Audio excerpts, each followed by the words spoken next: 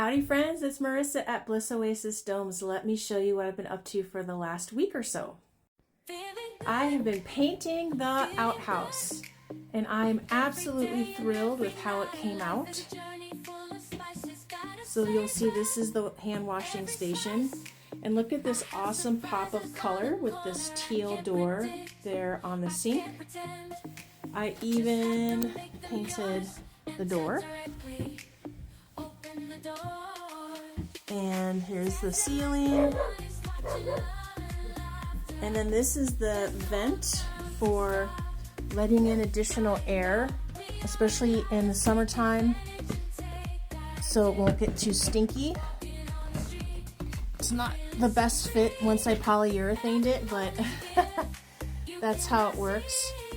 And I used polyurethane on this, and then also polyurethane on some of these wood accents here. And then the trim on the window is actually a different color altogether. This compartment here has all of the solar stuff. Not all of it, but most of it. I'm still waiting on a few parts, unfortunately. But at any rate, here it is. Here's a couple things I want to point out. Now, the workman that I hired, both he and I did not think this through ahead of time, and that's okay. Not his fault, not my fault. But he used silicone caulking instead of a standard caulking to help keep the wind from coming into the outhouse. And as you can see, paint and silicone plastic don't really mix. So this is just how the paint ended up on the silicone that he used. Now, I don't have all the tools in my trade with me because I'm not painting today, but how you get some of these crisp lines is you mask off using masking tape. I think that's how masking tape even got its name.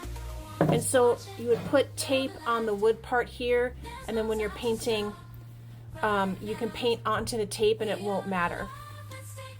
Then you use a box cutter to score the tape, and then you peel the tape off. Another thing that I always have handy with me is a bucket and either a rag or a sponge. Here's a spot where it kind of looks a little white because there were some drips onto this wood and I forgot to have a wet rag or a wet sponge to wipe it off. So then I came the next day and I really had to, work hard to get that paint off.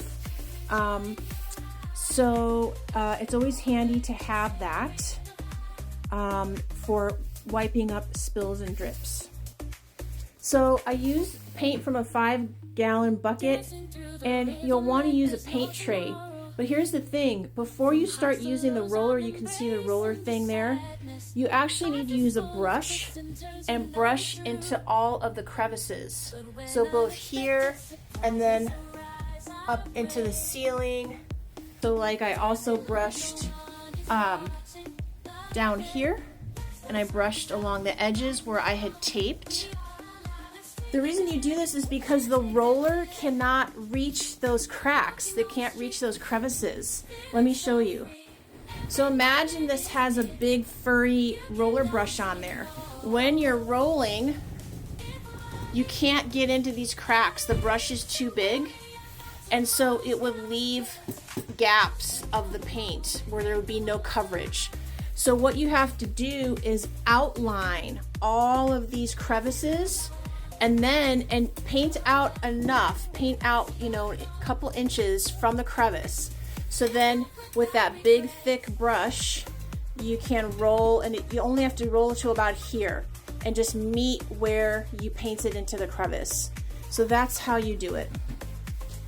Yeah, so I'm really happy with how it came out. I hope you think it looks nice too. Nice enough to want to come and stay.